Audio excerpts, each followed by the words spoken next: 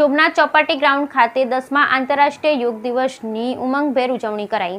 Somnath Chowpatty ground ખાતે 10મા આંતરરાષ્ટ્રીય યોગ દિવસની ઉત્સાહભેર ઉજવણી કરાઈ। સોમનાથ ટ્રસ્ટ દ્વારા હજારો યોગ અભ્યાસોને લીંબ શરબત પીવડાવી ગ્લુકોઝ યુક્ત બિસ્કિટ વિતરણ કરાયું।